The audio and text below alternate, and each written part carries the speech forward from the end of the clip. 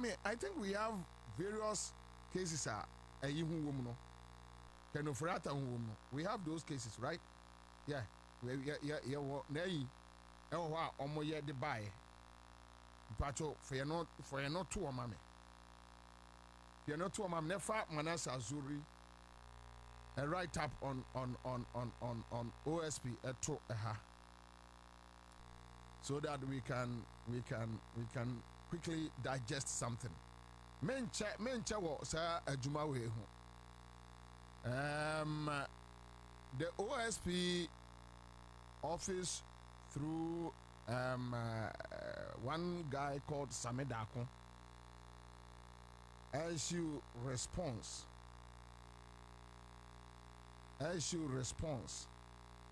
And your official though, I learned say na a banter between the two on social media. I think Samedako read a friend is say Manas Azuri ne concerns the issues are raised about the OSP office. How OSP office no handle the SML and Kenuforiata in particular. And I am say ma Sameda Konoso a call and but I read the response and yeah, that's it. Okay, so Eric Derry, Bonfanche, your Facebook no call off Kakra. So quickly, near say your technical team no, and you're now almost bringing it back, and we are now back on X platform. Facebook, Canadian, Omoya Daya, Yaya Kada. I say toothpaste to be a pep student. And then you can talk close up a pep student, talk to the end of pep student. Toothpaste to be a pep to Facebook, Canadian. And he said, you go swing. What my Mary says sound. Want to be share or spaces. Now, I'm from here at the chain. Okay, so we have Manasa Azuri Awuni the Facebook write-up on Facebook page right now. The reason why I'm there tosono and it's Sabaya Ubia betimi a follow up. We know enya for discussions. Yeah, the Chumkake. And Julia Jackson say very low sound. Yeah, I don't know. Okay. So my main choir Juma and Manasa Azuri Awuni writes the OSP has not put Ken Oforiatta and Ernest Akori on stop list. All right. So by Manasa Azuri Awuni, I read critics say the office of the special prosecutor slept on the job and allowed Ken Oforiatta to leave the country before he was declared wanted. Apart from Ken Oforiatta, another accused person in the SML scandal who is also at large is Ernest Dakon Akori. The special prosecutor Kesia Jabin has said that in the Akufo-Addo administration, the OSP was powerless because Ken Oforiatta's cousin, Nana Akufo-Addo, was president. I have observed some misinformation concerning some of the topical issues. I want to put out facts to guide the public discourse. Some of these are facts that are known to me because I led the SML investigation and petitioned the OSP after our investigations. As an investigative journalist, I've also actively sought some of the information to help us have meaningful conversations. In the first of this series, I will address the issue of whether or not any attempt has ever been made to stop Ken Oforiatta and Ernest Akori from leaving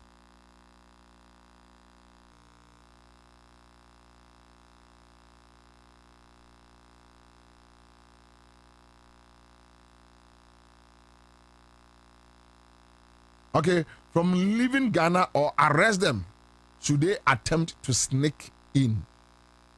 Okay, one. So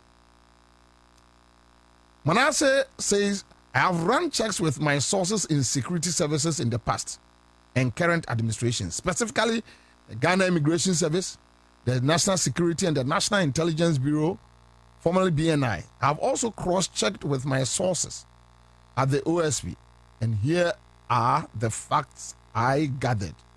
1. Stop list. If the state wants to stop a person of interest or suspect from leaving Ghana, that person is put on the stop list. The institution wanting to stop the person, according to my sources, often writes to the National Security Secretariat. The National Security Secretariat will then write to the Ghana Immigration Service and the National Intelligence Bureau, formerly BNI. Even when the NIB knows that the Immigration Service has been written to or copied, it still officially writes to the Immigration Service. Sometimes the institution seeking the stop order writes to the Immigration Service directly. Point 2. Point 3. No, we a quick move. Point 2. If the suspect or person of interest attempts to leave the country or arrives from abroad, officers of the Ghana Immigration Service will stop the person and hand him or her over to the NIB until the institution that requested the stop order is called in. It is a collaborative effort. The primary contact with the wanted persons being the Ghana Immigration Service, which means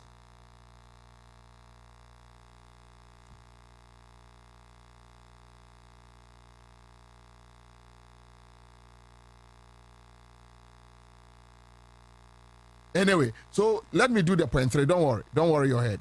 It's a month for a year, they can just follow up. Don't worry. So point 3. So was there a stop order to prevent Ken Ofori-Atta and Esther Quarry from leaving the country? That's what Manasseh is asking. And point 4, in the previous administration, the OSP did not request that any of the security agencies or the Immigration Service put Ken Ofori-Atta and Esther Quarry on the stop list. So offer a points that Manasseh are raising in Anua. One Manasseh is trying to arrive and say, Ejuma OSP ni ye no wanya juma yi.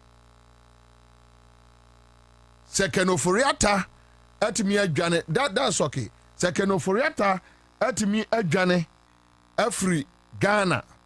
Ernest Akwari also atimi adwane afri Ghana. And I think say Ernest Akwari dey no just recently.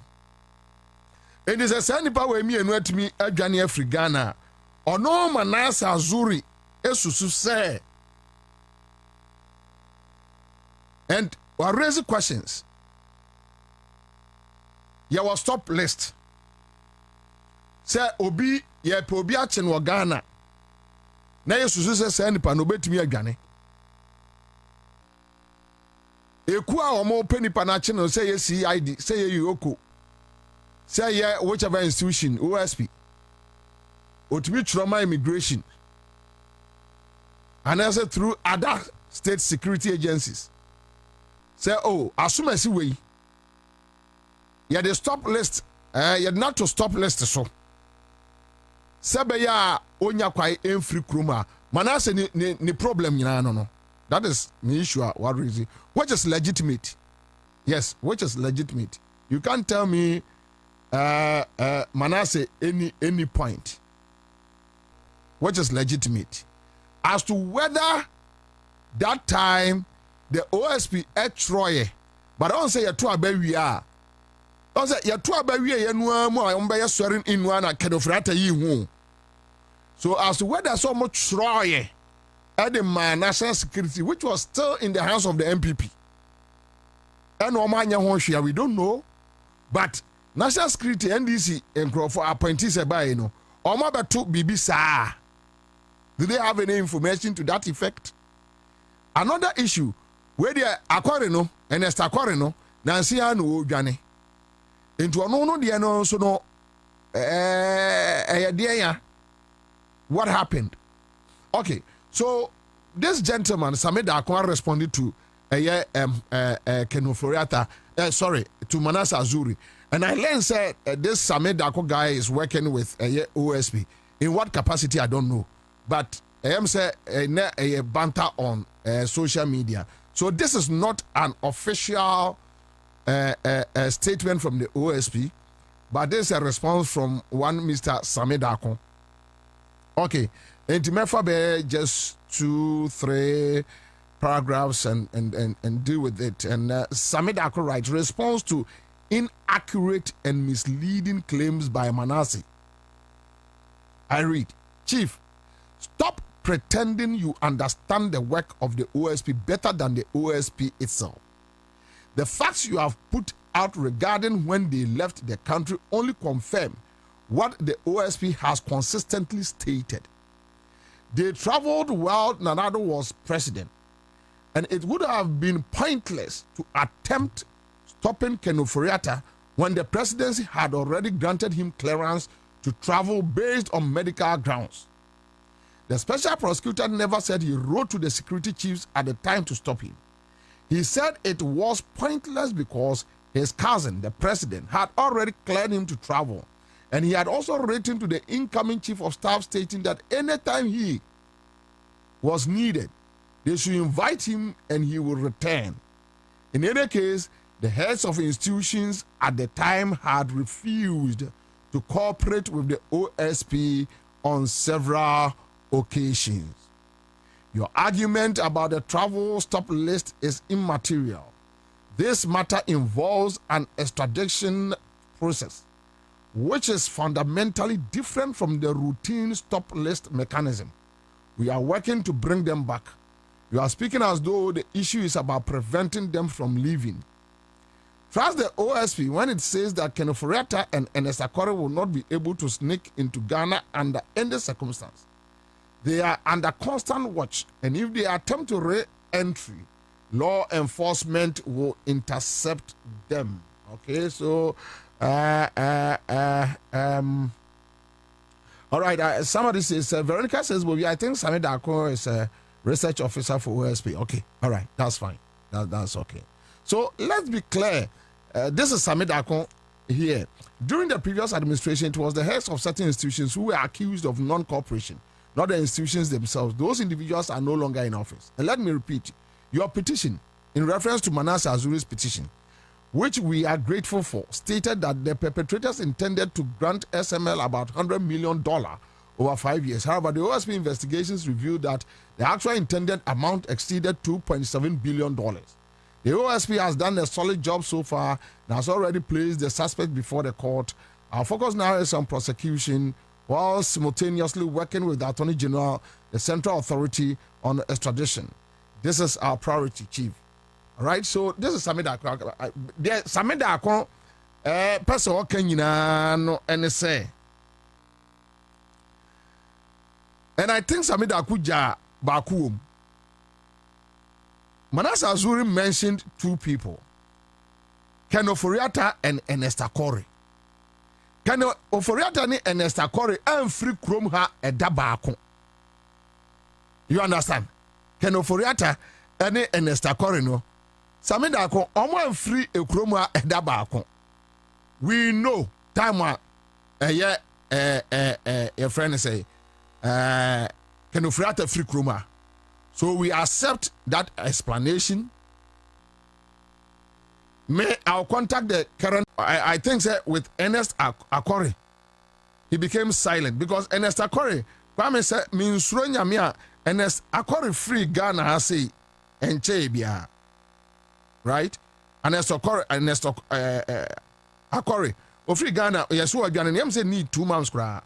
If you can check, you can cross check.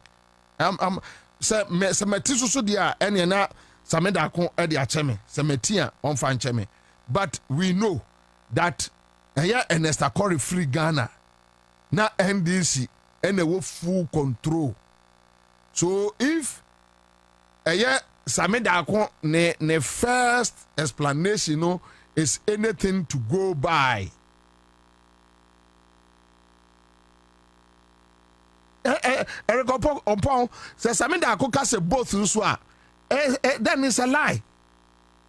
And you both Ernest Akore just left this country. And just Google. Just I mean am I neighbor complaining say then about kwenya kwedwane. But as a communicator, so what say the Sammy Darko e troye no. Se metiasie yi a maybe maybe he deliberately mentioned the two and quickly scaled down and was zooming in on Ken Ofori-Atta to explain Ken Ofori-Atta and Oja and Esther Quarry. How and Esther Quarry, because we're explaining say Ken Ofori-Atta if you mind wemu or throw letter ma current chief of staff. Sata no nyama chief of staff. That's the interim, that's the MPP in all power. Which with that explanation, I agree. Even with the national security, MPP was controlling the national security. Before that, in Soprano, that presidency, Accra, Akufo-Addo was still in power. So those explanations make sense. Trust me, it makes sense. What about Ernest Akore? Ernest Akore no yare. Ono so no question no yare. Why no chro man no? So let us get it right. Let us get it right. Common yedi. We want to help find solution to the way proye ketesa ase ene onkrono esi adore o man no.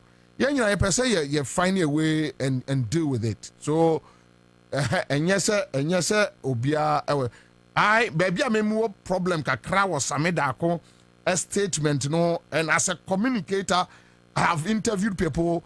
Him samedako I think say if he will be the guy I know Joy FM. Me know ya kola no ba Joy. Obeto me na me wa Sempa FM e multimedia. So we all worked in one building. Right, so say samedako no aminim no dia o sebe obese bi aminu yaketwa. Right? As a communicator, because he touched on the two, then he scaled down on Ken Ofori-Atta without mentioning an Esther Quarry issue again. And there's a big, gap there. I'm not going to say that a little bit gray. But you're fair on tour. So this is Manas Azuri. Issues are raising, and this is Yenya Samedako, and so a counter response on Facebook. But Asami on this whole Ken Ofori-Atta saga, that I think Ghanaians should avert their minds to it. And some bakum yunu mebusa. Kwame, why Ken Ofori-Atta cases near so involved no? Why patch of fatu amame. Now Kwame, cases there you see Ken Ofori-Atta ye involved no. Kwame, as a producer, why you juma we yache? Kwame, and you one say only SML. Your friend say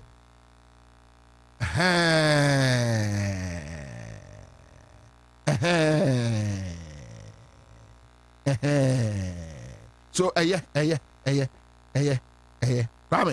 so this is Interpol red notice on Kevin Ofori. Mananimu free so. Ken Ofori-Atta animum free so.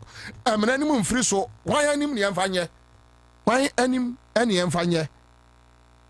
Why anim ni amfanye? Fenanim bra puano meha mani. Puano ni anhwe anim. Aha. Yanhwe kromfo anim kromfo. Okay, so this is Ken Ofori-Atta. So Ofori-Atta, why Ofori-Atta is back on wanted list, Interpol red notice, and this one is coming from the office of the special prosecutor. So one, under investigations by the OSP for 5 key issues: petroleum and minerals revenue assurance. That's a contract between Strategic Mobilization Ghana Limited and GRA. Yane SML no. Electricity contract termination. That's cancellation of ECG's agreement with Beijing BXC.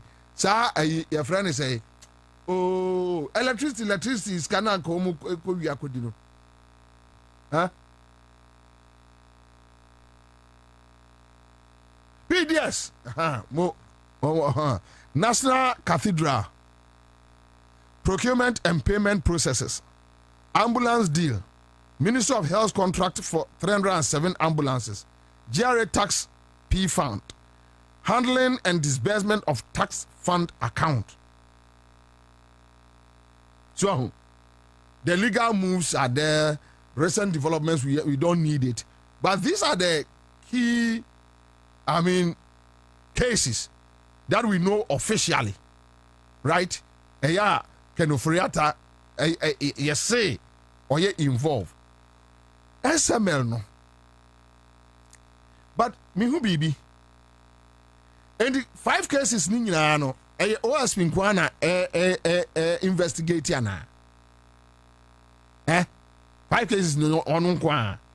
And I say there are security agencies like Yoko,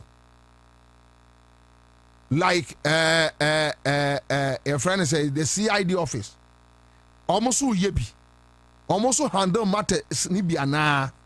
Na omono de no say na esi ko akosi say attention ni nyina ko SML no so. Ani agya PDS that to. Ani agya National Cathedral to. Any agya ambulance deal at all. Any agya GRA tax P fund not all. Any vice president, any president say me Bobie Ansah, me consensus and my reason no, me a Ghana ni. Me a Ghana ni Ansah na me baba ye NDC ni. Me a Ghana ni Ansah na me baba Ghana ho asante beto Ghana egbefo beto Ghana enkranfo beto Ghana eslimfo beto Ghana ya beto Ghana to me a Ghana ni first. Me that is how I look at things. Me share dia me no from Ghana first. Ansah na makwakwa share where I belong to. Me a Ghana ni first Ansah na me be NDC ni. So let me speak as a Ghanaian. Don't come and tell me that so and that. Me se Kwame 5 charges. Minti bibiase bibi hwehwemaso. 5 charges. 5 cases no sorry 5 cases. 5 cases no. SML nkwa na ase ye nyina ya adwene ko. SML nkwa na ye nyina ya triensa wo OSP so. 4 cases na ka no. Is it true say any state institutions security institutions maybe almost so your investigations akosi saying ana Kwame meboa ambulance yani yanka na say ya na your friend say cathedral no na say ya na ho asem PA1 ena ase akoda and once me PA and say obi de call court right over a year funds sika a call a year cathedral animu whether say parliament approve ye mensanka fu a friend saying judgment no ain't ready but enyumre obi so the judgment ni bebreme any petition no nipa kwan petition ye no and the whole issue a woman say yane de ayenin ebeka say AG attorney general ebeka kire say with parliamentary approval there is nothing wrong with the cathedral funds. Amount for cassetia ayenin which I think is unfair. It's unfair because Bami, the issue about the cathedral is not whether parliament approved the monies or not. One, Ghana for concern about a ESR project was it was needless, useless, waste of taxpayers' money.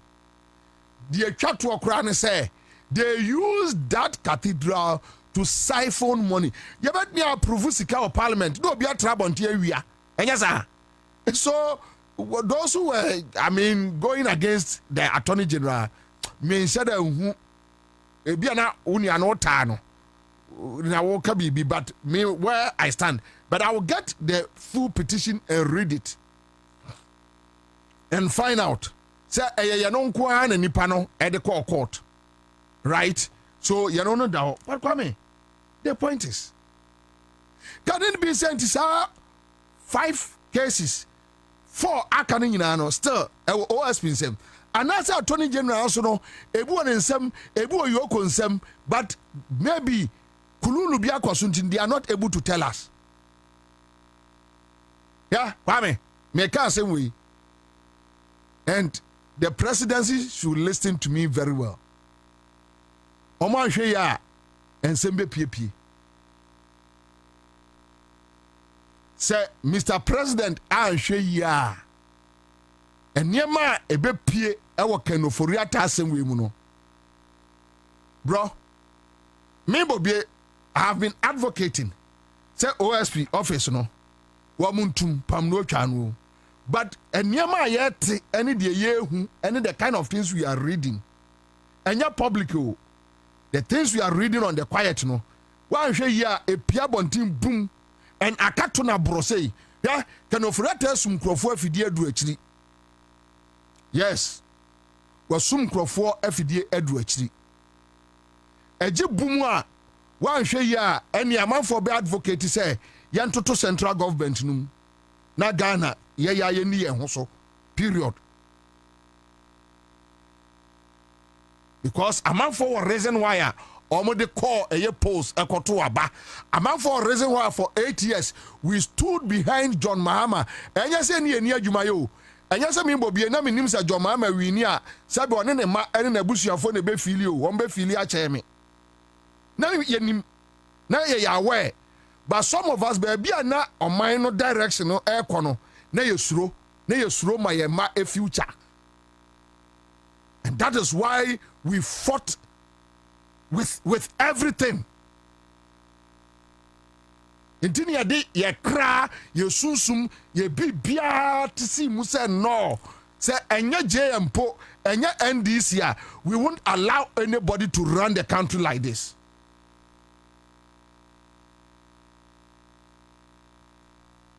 But for now, ye benya botre. Me question is say, cases for Akano. And this is about me my updates.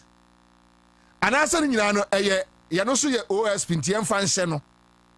Say SML no near abriwo because can of that issues no more than the SML. Identity the SML no kwa na gina ho saa for that can I for the investigations no. Why are they not updating us? Why are they not saying anything? Aya here for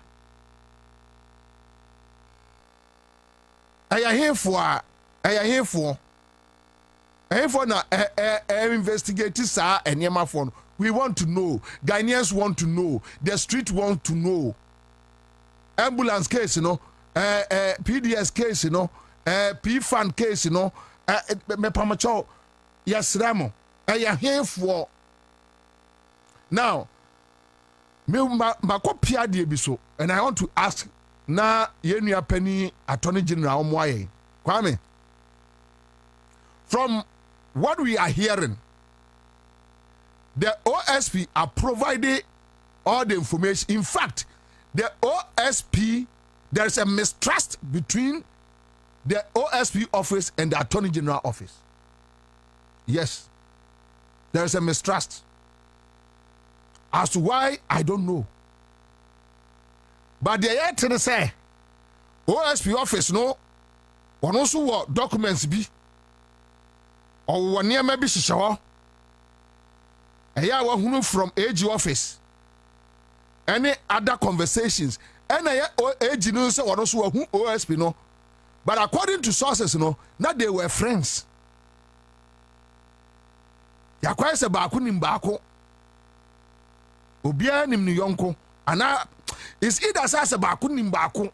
Ana ase oya sro oya. Ana ase oya hu oya. Ana ase osha baako nim baako. Baby ade na keka kono. Because Kwame efri nra ya na yo. Amanfo na yo.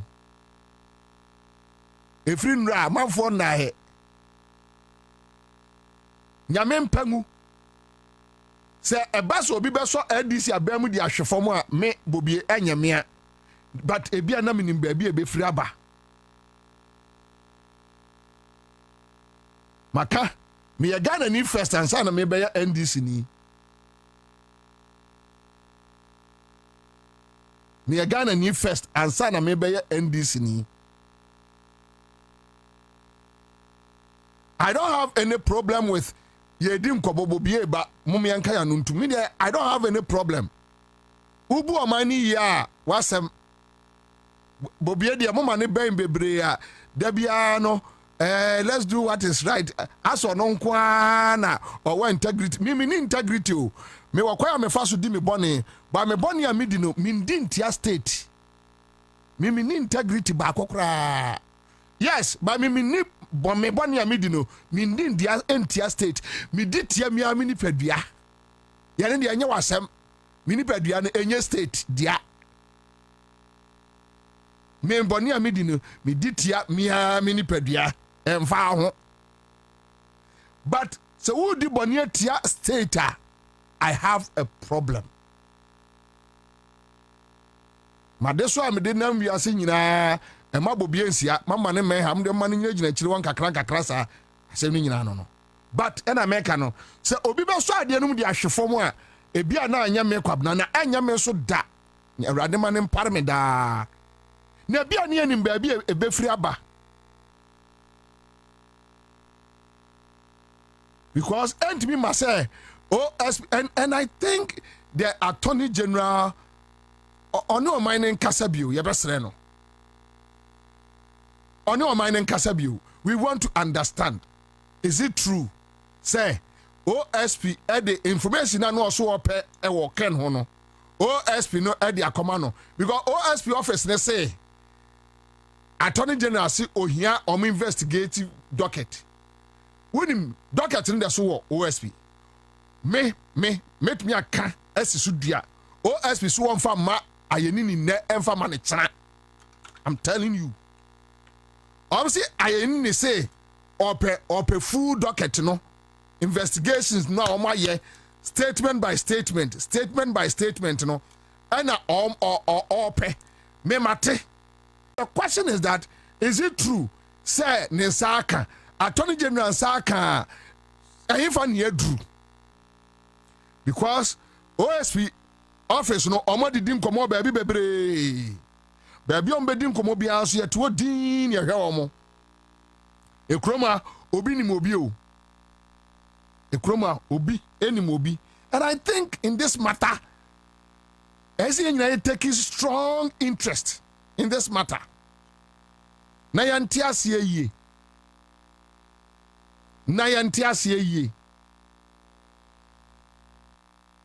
it's so simple. And the question I hear Busano is so simple. And I like the way he says Kwabena you say, what is the Attorney General's position of Kenoforiata on all the issues? Why are they silent? We have 5 issues. We have 5 issues. And that 5 issues, no, we are just talking about only 1. 4 akano, yanyane day. 4 na akano, yanyane day. 4 na akano, updates bay. 4 na akano, can we know, baby, I do on Kenoforiata? Me pacho. Masima meeting ya kano no. Menkasa ebiu on this matter. We will leave it. But enyama ebobo ebano. OSP ni efili say as a Ghana for the woman say treat on no so. But enya no nkwa amanfo bi ka ho within your friend is a government. I even heard they say OSP for no say sledge God for oil no. Nanka your friend is a Remonacha Yoko for Juma and a Remonacha Anye and a OSP. Yaso mo and a echo radio. That is what I'm hearing. And some no dorsal. And some no dorsal. And some businessmen have started recording. And he many Remonacha said they are now so ye journalist now him recording no. Kai so obi nim recording chen. Montras na munim komoni yi. Moma ye nyina yanti issues na se pefe. Na ye moving on as a country. We have a reason why we stood for 8 years. ya ye me John Mahama no ontua me ka bosome o ontua me ka bosome ena na me minim se me fiefo nyina ye MPP fo NDC ma power emo mo nko appoint me fie nipa bia maka se me busuani wom ena na minim se asantefo no so wo NDC mu enti wo mo mbenya positions na asantefo no so no makobu akosere ni bibi na manya bi. But now I don't care about MPP because MPP is a criminal organization. But now me what GDS giving the country back to John Mahama as a person and NDC, yeah, you're safe. Some of us, you're inspirational. I did drive here, I'm for 8 years. There you come in our brabum no. We stood behind John Mahama and NDC 24/7. It's not saying that your name say young kwasi adwuma. Near Yahweh. We were aware. We knew it. We knew. But me and young kwasi adwuma mame because Samre and $1 ebi abeye 20 cities and I say 25 cities. Samre no and kaminim baby on my way in Kadru. Kaminim fuwa prices. Samre baby adru. And the milk chance my young kwasi adwuma, me young kwasi adwuma. At least I have saved the country. Now, if we have been able to save the country, ya what adia ba kwa CSI twaso. Adia CSI twaso is to safeguard the well-being of this country. Esi so on my way mu. Ejira ho pintin. Ni anwena se pintin. We can do all the infrastructure works. We can do everything. Mama omanfonya idea say corruption abaye adwadie ya politicians edi. One day of Ankwa ne expressway no. You wake up one day na nkola de atuo gina kwan no mu. Awia. Ade a wo se wo watimi ayere wo ho aye infrastructure no. One day Bibi besi Ghana amani nyina asai ni asia background zero. Because we are not ready to allow some few people to enjoy, to steal us. Now kwaya say we kata we achi, now we kata we achi. We are not ready. Entimo mayehu Mauto me ni Attorney General number. Eya na ya mo se me ben ho me pacho but we a public discourse me jina on my money nyina nam 4 cases na aka no o ma yehu why na handle OSP and I say hwan ya update no way so simple kwame for Ministry of the na me to no on Springfield mesra mampani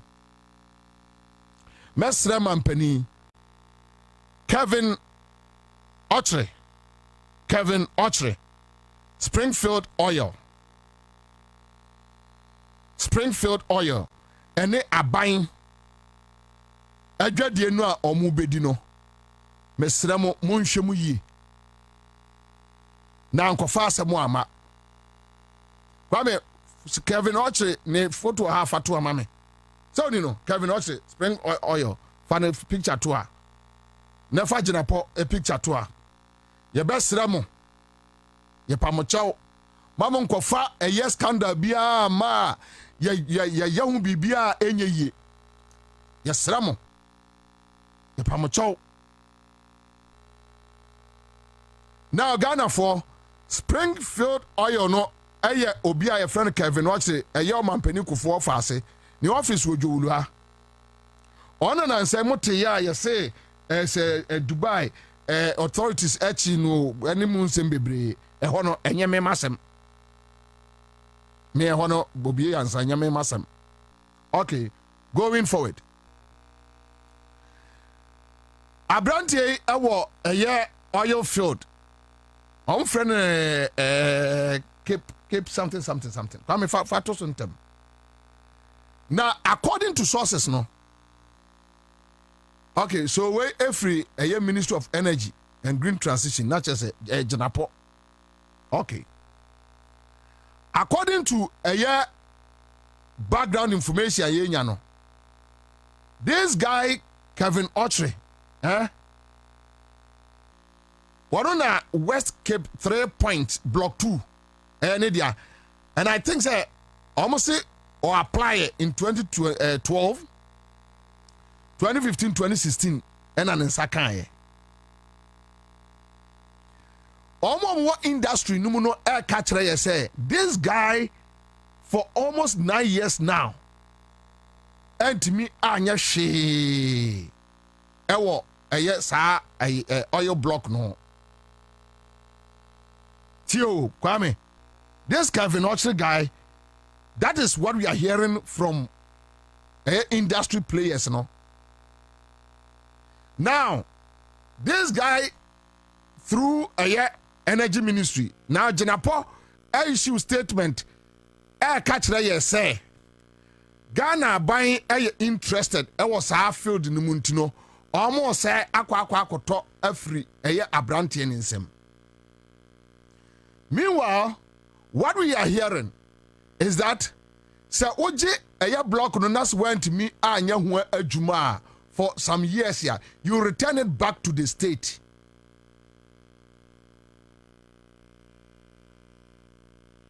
Say Jinapo say Omo kofa consultants, any whatever, transactional advisors. Omo any Kevin Ochre no be trase. Na Ghana abaya kwa akoto saa oil block no. Abrante we free Ghana aban ho no. Omo ho ka, onye ho hwe, yeso sika se eka wa boye kwa akotua na yaje your friend say oil block no afri ni nsem. And the ebinom can say free money and a Jinapo no mo kwa akoche.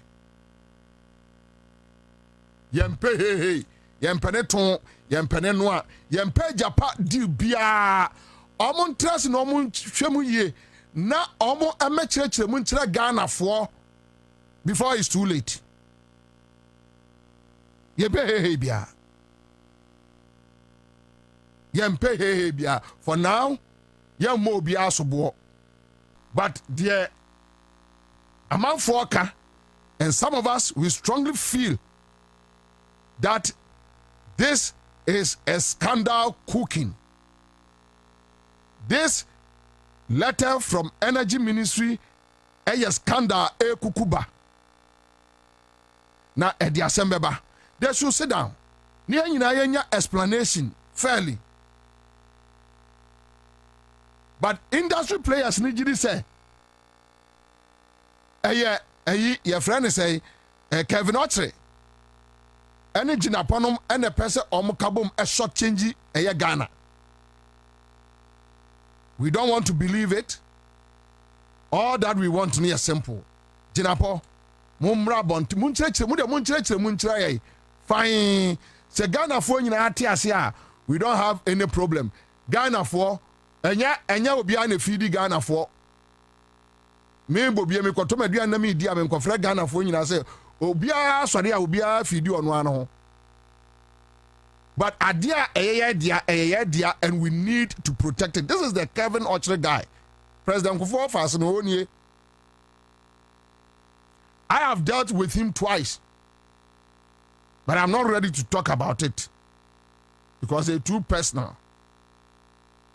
But I think say Yenia Jinapo minister ye best reno. Why ya deal with doom so? Why ya dear pa Mama bibia me for natare. Said ye bona basu doom so no. The same thing ye between aboso. I was at Springfield we hu. Containers na sem no ye ma ho. And yes bia ye refi, ye remfi. But we know the time I best strike. Ye remfi. But then America no, Jinapo has done so much for Ghana when it comes to doom so. You can hate him, you can love him, whatever. You can't take that credit from this young gentleman. Yanoso enchre say onkwa na ya ayi brantefo ewa Ghana usisi modern. Nti enya o na efo tikowura osutunu. Yene dia yentiase. Our position is that there's anyama ye who free Springfield nimuno enya de papa. We may be wrong because yasu nipa. Mind you, anyase Bobie tiano de Bobie hu bia na ye correct. Ene na chese menso mo abodam kakra. Ye call ne say they should explain further. We need transparency. Simple. We musa de bia din bia. Obia ma obia kromfo. Ye nyandru ho. Ye keka kwa ho de. Ye keka kwa ho de. Ene mini GMPC 42 and akasa today. Just today. Ochina we are going to meet some oil moguls white be. We need further explanation. Yen sakani nyina wia. Yen va komo obia o. So obia ha obia so obia nya adwuma o. We are coming to public straight any nani Ghana for nyina because you see we went to the people. I don't mean can't say me say me Bobie Ansah mankobi. Ebi asata na wo no abusuafo mo ada. Ya de anim konkrofo ko catch them say we will give you transparency. Enye afi na ye ba ba kokwasa on the Springfield. Thank you Kwame. Maybe Kwame me bo me last one afriwo we dey tinitew ema me na me da kosore ya. Kwame ye say ye amanfo abuafu. Ade ye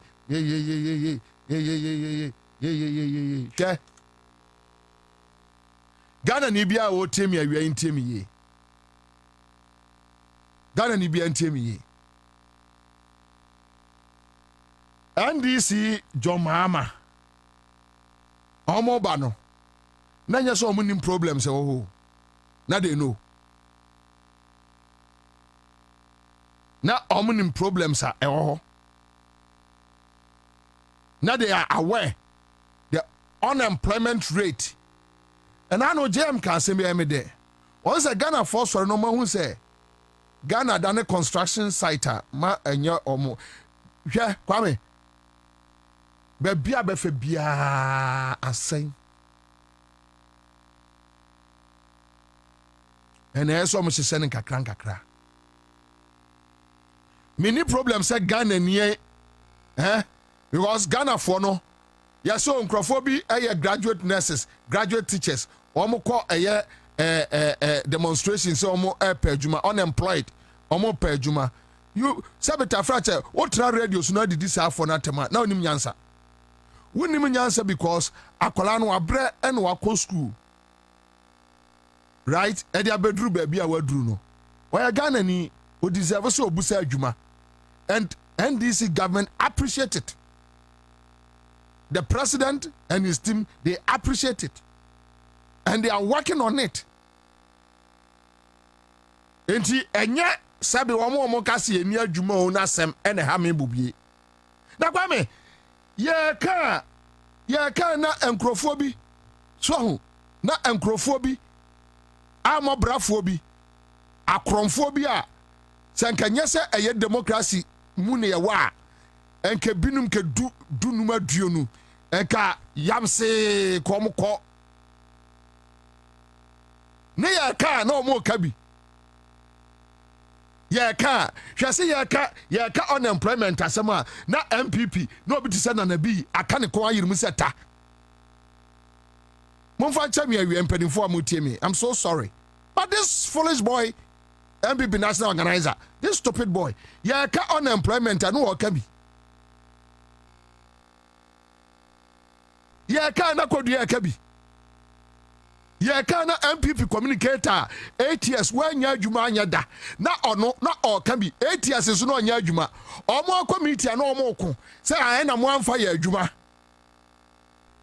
na efwa enka wo ban 8 years ko afu adwuma na kwa me he bome kwa me de enkra na me mo ni nyina de dodo kenke part no nyan oh okay, mame agric ministry. There be Bobie levy. Time Ghana for a here juma.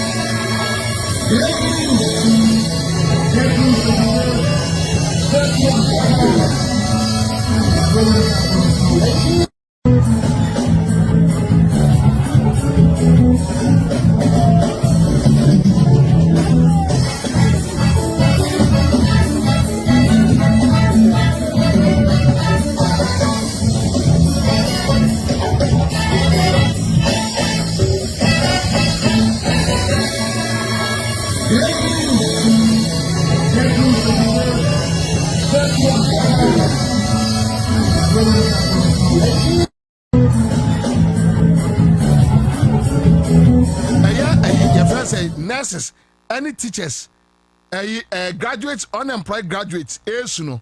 Now the omudi sikeye, now omudi sikeye to EV, party, MPP. Na ye kagana asema na MPP ni baba bekabi. And this ya bayania bre any unemployed for kasa hwe kwaya ye do o man ne befa so a na MPP ni anusini no akwa enkwan ni bi ahwe. Kwa me fa me kɔ National Cathedral. Yes, I must say, unti, na omo kwa kode omo de enkoko.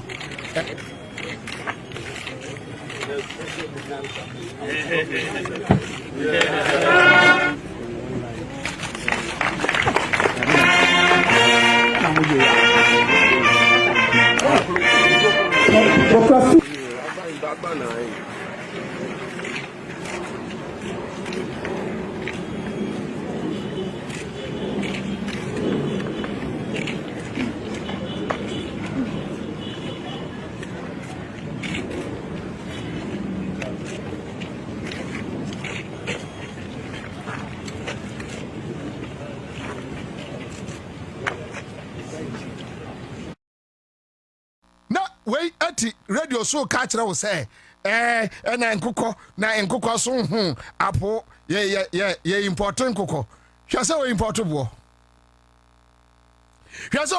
bo Kwame hwɛ Kwame mo fa picture na nto ase na me de na emra a video no nkɔ say na emra sa Kwame hwɛ wahu sankrofo wahu se udi wo mo achi a wanhwe yi a wahu na wo mo ama waye nipa bonini wanhwe anu aye nipa bonini wo mo ti radio so wo mo radio no so wontumi radio ne asase na ye import ye friend say enkokɔ na ndi se aban ye import nkokɔ na nkokɔ so ye import nkokɔ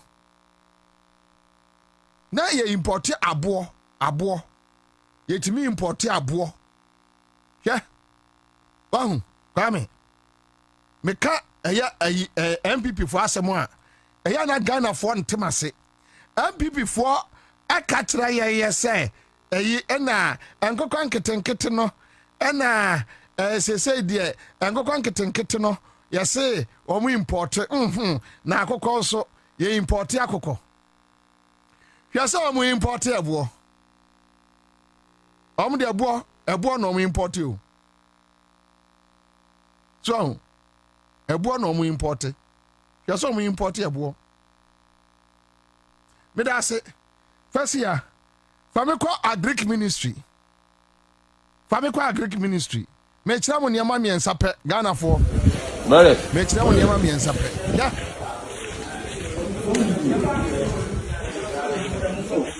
Oh, come to food yo. the former ene emema AC asikan competition ene MPP for ka kyerɛ sɛ mo fa nto nkyɛn oh when so or the 2 hours and no year free was or the 2 dia why space no na abai no share space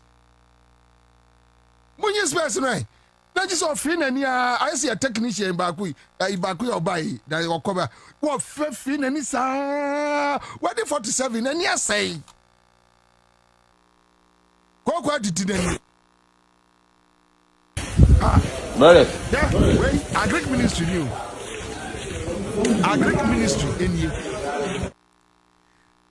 Wenum Emre 8 years MPP 8 years Ediema boy ye di ha ma afa de no mo ne market women competition. Why na ne ma bo efo. Ama afa de agric ministry no mo so ton aduane ya ema wo mo odwom makola kwase adwaso malamata na omo no omo competition abanya wone market women competition Ekufuado MPP na wo mu no gira ho dakro ne bolo ayedzen sa akwa no na pantan se ayi afra ne se sohori no takrade MP no na pantan as ye na ayi David Samson as ye Samson de donkey jaw ekum Philistines 1000 as a donkey jaw no as one na pantan as a donkey jaw no or the ayi Samson efa ye de kum ayi no na ayi ya friend say wamo na say de na mara bora yazin na jane na bora na yazin na ayi dokun ant kakraba wata krade man station wana no friend de ant akosi ane bora na yazin na ant amara dokun na bora na yazin na ant abraba de bora na ayadin nkwasi akeka na omo beka so oboa ne mfia no ntonche kwame obi awo no ono oton aduane ewo ministries ekroma ahotira ba ama ye ton aduane ewo eye agric ministry ene omo no nya no kasa ene omo no nya no kasa say ebro boto 500 so dokro 700 dokro no bola ayezin ena emo na me koto me koto emo ni siu ne boadi mpo na afa krambo de kwame ontie omsi kube asif se kube no yetoto materials na dia nebul ayazin obi asoma eni ababa be dru baby and I think say Ghanaians and Senenso say yes if the baby eni ababa be dru baby we are not going back. We will sanitize the system. Yes. Yen now say NDC you're wronger. You're wrong. No be out here. Nobody will sit down and watch. What do you think about me, Bobie Ansah? I don't care. I've been like this from day one. Nyamin gumenu ase a common name da. Ube didi medidi. Ube umeu. Atemu da ho twa ye nyina. Na de awurade nyankopon ese yamra asasi su beye no yana na meye. It's so simple. Damn the consequences, I don't care. Ese yamra asasi su beye no yana na meye. It's so simple.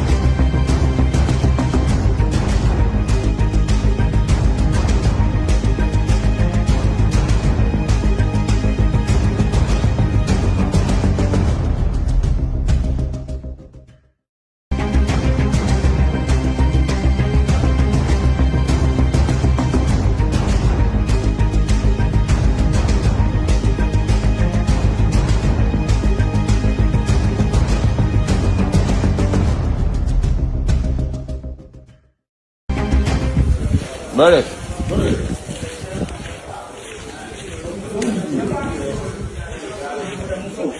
Oh, come to a food day, yo.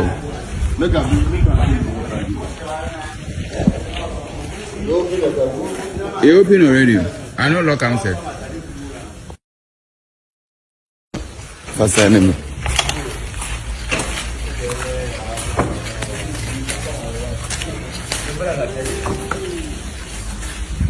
You are not their enemy. Mayor. Good. Okay. Mambo.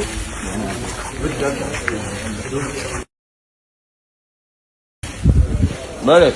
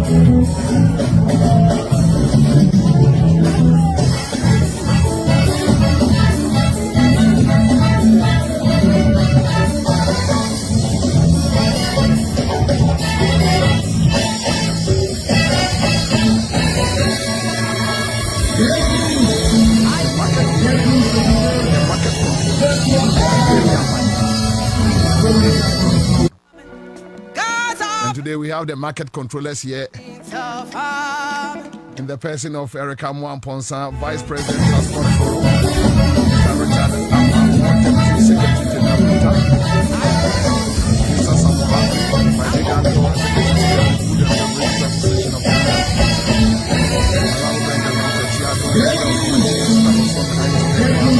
Association of Ghana, Association of Ghana. All right, so that's it. Bobie, Ansah, the old soldier, the old lion, the last man standing, Commander Boham. This is the conversation. Let's have a national discourse. We can't fail this time around. It's so simple. And for my mom in Akwaba. Boko dear. Fishaba. Angry. Yes, sir. I don't know who watches. Who watch you? Watch a papa. I'm say from last year, somewhere around November. And you share last time you share, no. Now I did Kotuaba.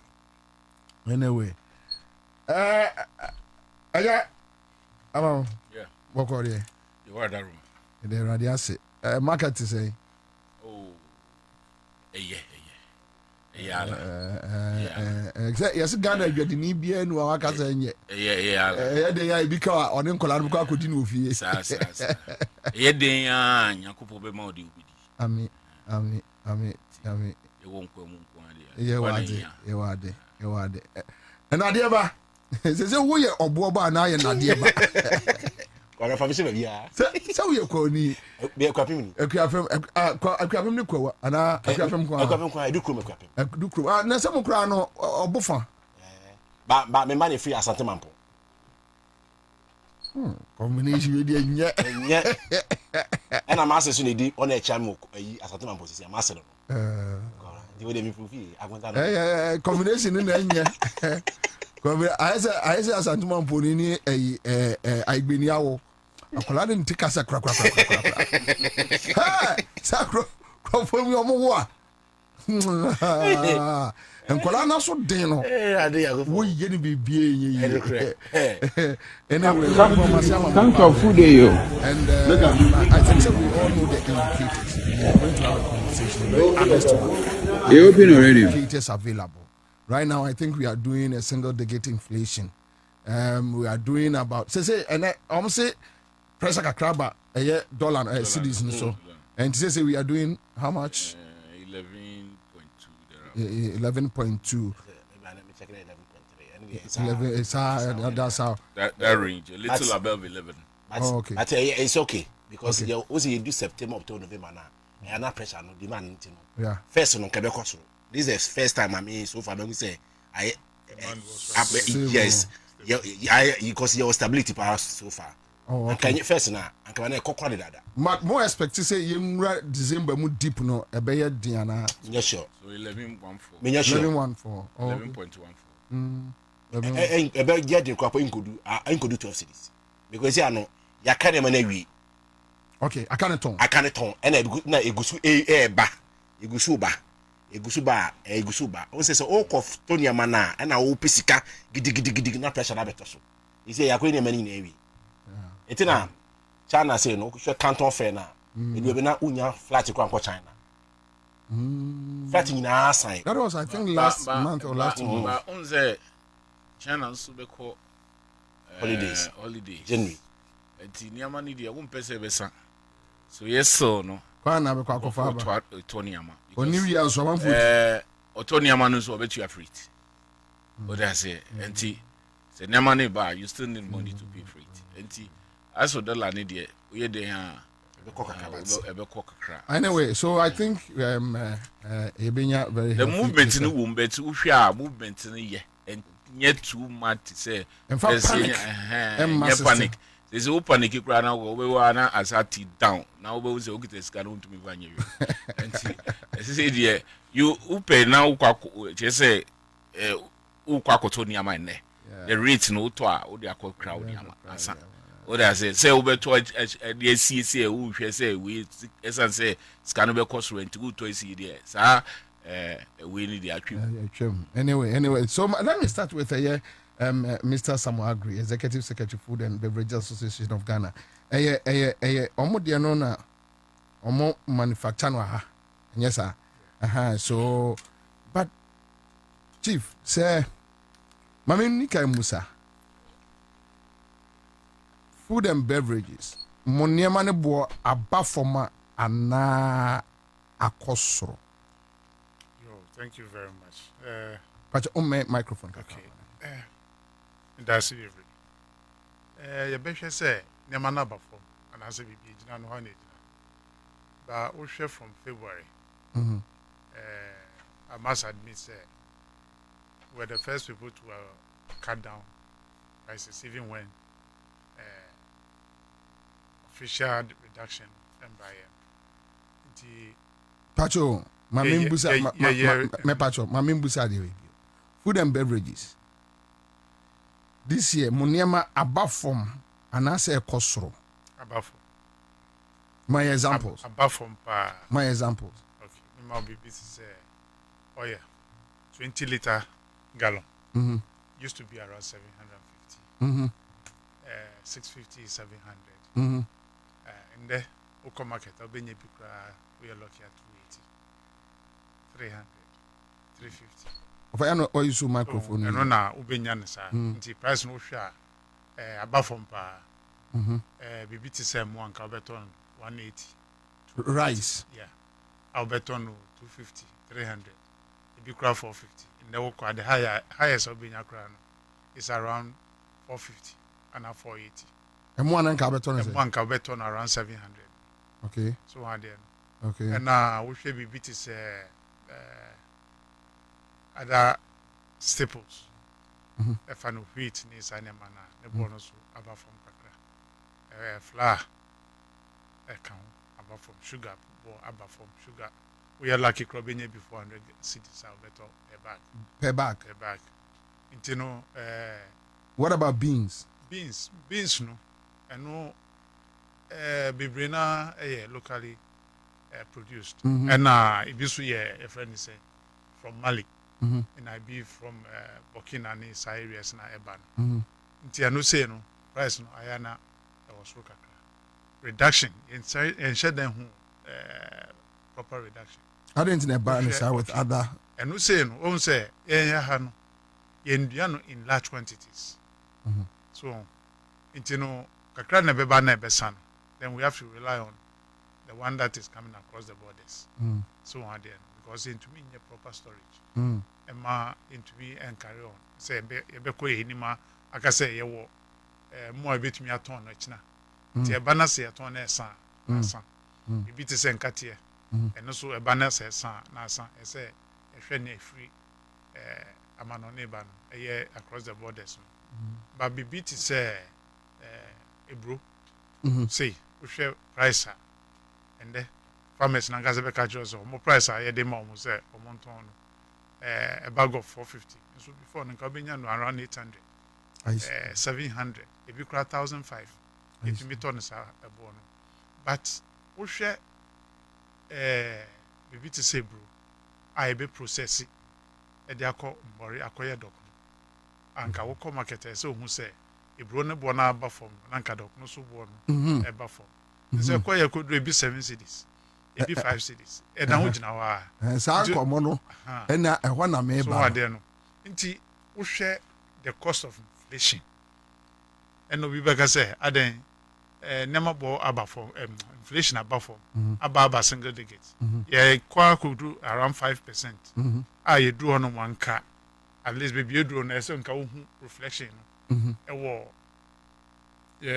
cost of purchase so ade no but nema makan na no baby na imported and local reference and production and that is where the problem is nti no we hwe nema free farm gate eba na be ka say ade na ebro ye dia ye ton komo ya no bo no e wo so we hwe bibi ti say mo local rice ne bo no and imported almost the same adentina local rice ne bo no emba for listen say the way I market here there na the trend they follow concerning the prices are in can compare imported one or because imported one number from and they say local one about from but in these indicators are in pricing our local produce very very high omono yen hwe say see the above form they say no so above form why almost transport the cost of transport and no ye ade titru a ema mo ye and na input a mo dey share a phone mu no so mutumi e break even na wo dey usika share a phone na se bo no eduta mo beton na se dwede ni ba no ka je se o ema o ebia fan say 100 cities na wo so hwe na ka wa bo no is around 90 cities nti me demand is 100 cities na emboa nti no ese me ko be 120 na 130 pasane ma ni na eba forma nka obe say government ankasa bitumi aka say price am de be ma money muntumi ton ni say esan say price on eda ma on wa any calculation about transfer calculations be hu say o ton say a obenya hu fa so nti ye ma ho kwan ma nkofo entumi ton ni say na obeton so and I need now switch na say you need price control but eba ne form ne ma dia nka ebusu a na say yem pese middlemen e be kwa create problem uncle agree there be a me one say so you use indicators ema ye local produce and one aseng ye kofa aduane ba eboa omoje and now for young fans say 1 year we are doing a little bit lower fuel prices semi-intra okay you know one indicator me ordinary guy ne mebusa say adentina ene aban ayire no ho ema fuel bo ekɔ from na cars so charge higher why if that is the situation another indicator ebia enema ayede ebo afu eyom now government is giving out free fertilizer which I think I'm right. I'm not lying 100% right. Okay, so you know, so the question is if I buy Emma free fertilizer Emma and no buy a bar, why is it that still almost air ton a year and no buy a body? At least as a layman I'll ask these questions. Into we share the space of 10 months your November Yes. into the mefan said 10 months a year time about we by 11 no the other for 1 month in the chair 10 months into be all year harvest be for so hard there no afiance on the name to akwan ya sa name into But what goes into it? Processing. And at the middlemen, I from aggregators. So, omokoto. Ekoto. Ebeton. So, I then. Omo. Senye greediness of friends saying pricing factor. Or no alcohol then about catch yourself from farm gate to the market. Utumi boka. Intino. On boka sa. Into no profit crop no. It's about 10 times the farm gate price. I see. So I don't know because of BBT settlement to the bar. Oh, farmer who say oh produce what got tomatoes. It looks so fresh. Within 2 days, 3 days, 4 days. Tomato never better. This side never better tomatoes. The cost of movement from the farm gate to the market.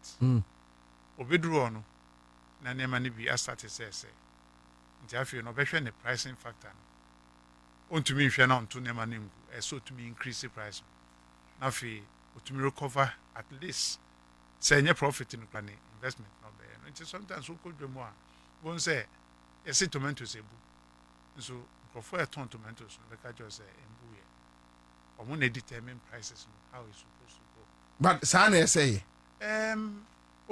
and I make a session. Years gone by.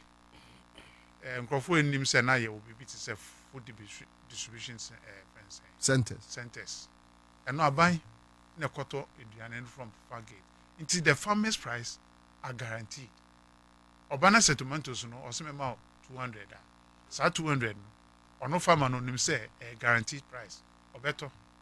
Abambe transportation they are back at the ABC market now. On face on your profit, at least or very cover the cost or the fan money they buy. I buy in Boka. So Boka crap now, bet me a year a little over under. Now what on there no? Wana or more equal aggregators. One be your you for you. No one at the marketing. There be own say government has set up an agency. Say BBT say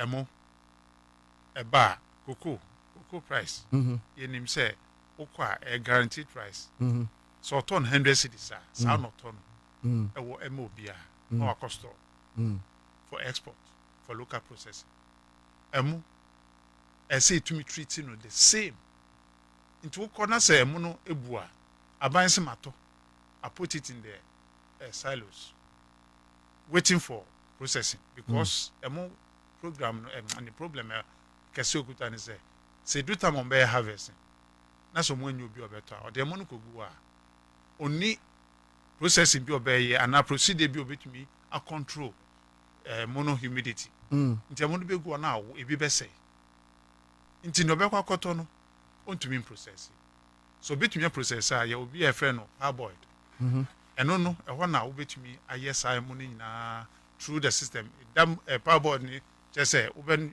nua mo no ansa wotumi at the husk na afi wato yenga na for yempe parboard rice Ghana for mpe so na very good quality so aden nti it is na water brown rice and all but nkofu edi salmon pa Nigeria for nti odugu ana se hwe na nyewe ya Nigeria for they will come oba ono price obebo no omu nyina ye ba ko pe Nigeria for any choice. They buy them Mali for no more no more deco, no more processing. Until on the price of binya when the mono say no sort on a year, man. Since say Ghana need better cotton. Na Ghana need better a year, millionaire on upper fresh one. Until the time no any harvest, that is where government must come in. Our to say money na de kugu. Your friend is saying silos no and other bands no. But they could go on are waiting for processing. Processing now by no and no chance of food security. Until the time on book processing a mono about market. So that time now the next harvest are ready. 3 months and 4 months or 6 months are ready. Until and also Otta, you release the old one into the market. Now you know stability. I enter the price nearby. Aggregator no ba beto money free and I say what the ma and conform commodity exchange here. Or more price no or more fixed no fixed price. Into more ton wa obi antumi koto mo no and yen the way open. But see, no, it to me baggy local rice as imported rice because the only time I'll be say mono, the taste there different. They say 1 year mono na ama nsuo no aba because local rice be bring into me wo the way I pese wo. Oh, so yes, and Yamra Street so. This conversation about talk gas lower price. Bro waka. Mumbo waka. Oil waka. Then the bo $1 near the other crown budi. Obi kan ye mo brofui. Ebi amfie mienu kra na ye $1 ne hu bi da. Indiana ye nkomo ye. De sebe me sorry edu abonten a maame me to TZ 10 cedis. Maame enam no ene obi me kwa me de ibi sende o. Obi sende me nantwieti. Ya 500 Ghana. Ni podua ni nyina 1000 omate so eye cow meat. Enso mintimi nto eye cow meat no 10 cedis and 2 aduane so ni di emameme. So that is a big argument. We share will be no make it that argument no. What will be your response? A bit difficult because I know nemo jina so I can say inflation. But once I say inflation is bad, I say to me, I reflect with you and I say to me reflect what Yamana yeto Ejomun Yamana yeto. And yes, sir, Bibi and Yama price no ever for city no. So, Nina no beach now, because I sit in na Moko sardine crown nebo ni say. But what should the city against the import value? So I there no. Inti omo moto side the na to say na kan here me kwa koto watch ya na me koto kuko na me koto we price no. Ekos true. Yes, say, inflation reflecting in the cost of the city. City no, see, and so above from me 10 cities. I'm got to watch here. And say me to me to the same 10 city. I think me to me to a city and a 5 city because the value of the city very strong. And so no, you chrome no, you is how. Why? You mentioned say Titu all the aggregators no example about greed. So let's assume say a greed. What do we do? Obia send me a message and I don't know whether you support that idea. And the person says the government needs to open its own departmental stores and malls where Ghanaian products and the few imported essentials are sold like it used to be under UTC, GNTC. This will serve as competition for the greedy traders who refuse to reduce prices because of politics and thievery. Exactly. SCC and new plans should be able to bring in spare parts cheaply so we can go to them instead of abosoking. So what do you think? Yeah, all can. I'm saying, and one American. Say government, it to me set up some food distribution center. My example be KTM and KTM. Your former your friend is agric minister. Or resigning. Also, Usafi. A do baby near say, body or hobby play. This body ain't to me to body or pro. That's a body anyway. No man can focus, or then at the farm gate, on the big minister of agric and on cheap. Obiakoto. So I don't know. I one day wonder. As to how government did it, it's up to them. But and me can say, yeah, say farmer no. There should be a guaranteed price for them. At least me first one a year. Inti bet me aton. No bet me aton. You don't wait for the aggregators to come in. Government and Kasa and say you bet me atobi. Then it becomes a competition between the friends and government buyers. And because government buy or turn your man about the bar, Abu Brushia, Kanisha, Ashama. Anywhere or set up baby a honor government where you can walk in and buy. It is a meme cofa aggregator and as a middleman cofa but they are not the bar. That's on no ton 200 cities. Now call government store no better on 180 and 150. I better go there and buy. Until no non to me beton 200 bi more. If you buy beton, more the real value of the product. Or better support as in your government at home. So I there no because competition ebe key. But sisiano harvest bi omo ye bi ano omo ja e mancrofo na kasa e determine the price that they have to buy or sell. So that's where the problem is coming That's where from. the problem is because And if so meaning you can't use inflation single digit to control it. You can't use a CD appreciation to control it. if we want to control it, that is how we must go. We must have a constant a buyer. The buyer no and yet the private person. I buy no na better. Me kwa buying your friends saying facility. You say na here ton. On makokoto. And no say sa man ko farmer hono koto ade na on cheat system. On can say me memo 10 cedi na me ton na memo 5 cedi there be. 10 cedis on no name because fertilizer or the amount free. Other inputs or the amount free. Into wo ye no na me pese wo tumi ye na wonya mfa so eton me ma credit amount credit mfa so da so no kitikiti bi nti ese me tumi ton na wo tumi kotua wo se sika no kofa no ko je no abosia mfa so da so no tumi ye but me ma so ade bia me kan se hwe farmer eco facility so ko diska ese 0% esan se ye krom ha no about 90% of farming the friends input in here rain fed.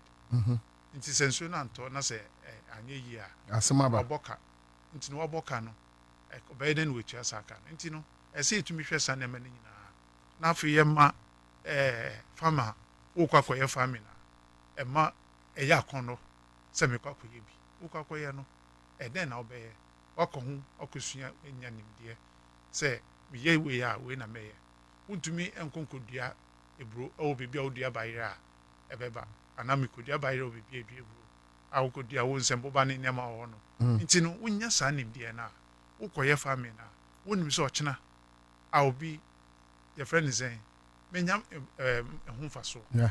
So na no na wo de ba no beka say na 24-hour economy I can the whole market is food processing agro processing you better say enema be need do a bit me process almost everything okro you bit me ayam ejuma garden eggs bit me ayam ejuma that's a bit ya preserve ni na you bit me preserve processing e wo mu miensa ebi ni say obekan canning ebi so obeye dehydration ebi wo so a obe exporting fresh intino e say ye hwe dehydration and no preserve wa it goes for more than 3-4 years. Sa nema na wa dehydrate. Sa net here. And now, nya obe process wa kan mo no so. If you cry to me for a year and a half. And also no bet me I export. These are the areas that we need to look at. Inti ye ka say ye be ye agro processing na. E say nya guaranteed friends and raw materials. E bet me use so and bibia ye be produce bia ye bet me a process.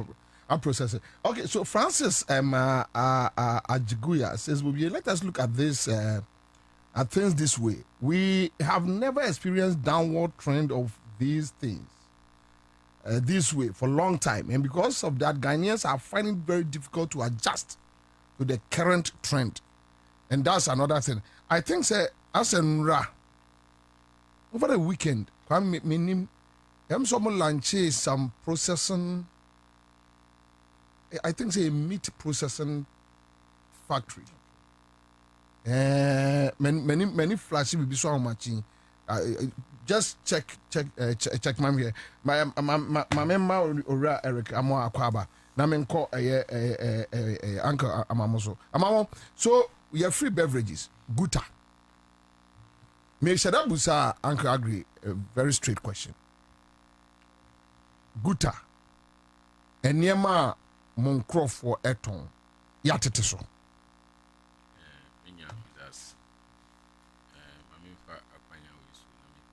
Pacho, use your microphone. If I share 3 days,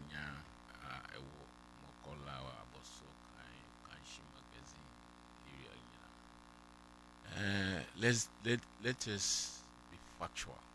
Yes. nneɛma no yɛatete so Mo atete so. yɛatete so Adwadifo atete so. meka kyerɛ wɔn a wɔkɔ akɔtɔ adeɛ ne sɛ wɔn a wɔn sma wɔn sɛ wɔn nkɔtɔ nneɛma no ɛyɛ wɔn bi sɛ wɔn mu yie ebi mu wɔ hɔ a Mr. Aggregators no aba bibia nkɔfo bebree onim sɛ nneɛma no yɛtɔ ne sɛ ni boss man sɛ nkɔtɔ adeɛ ɔkɔkora a ɔsɛ o boss saa receipt yɛ ma receipt a ɛyɛ numbers wɔ receipt no so enti ɛyɛ mu yɛmfrɛ ne yɛnkyɛke because nneɛma no woba me sector sei musical instruments yɛtete so Deɛ bɛ nneɛma saa. memfa ne sɛ amplify those days beginning of January amplify CA amplify CA20 wobɛnya ne bɛsɛ 6,500 ɛnɛ yɛ 4,300 upa mami 4,300 bɛma baako so abrɛ osisi a Really? yes yɛtete so but who say boys na yes smart wɔ ne nkrɔfo no munim sɛ ɛyɛ ne boss no ngo bisa ɔkɔ boss ɔmo si saa o na ɔno ate de ahyɛ no wɔn nneɛma uba krom na wankasa uba krom a ube so the issues no ɛnyɛ adwadifo no a David nneɛma no yɛtete so wɔn ade no de bia last me ba ha no me ka kyerɛ wo sɛ ɛyɛ market forces no na ebe adjust the prices because wɔn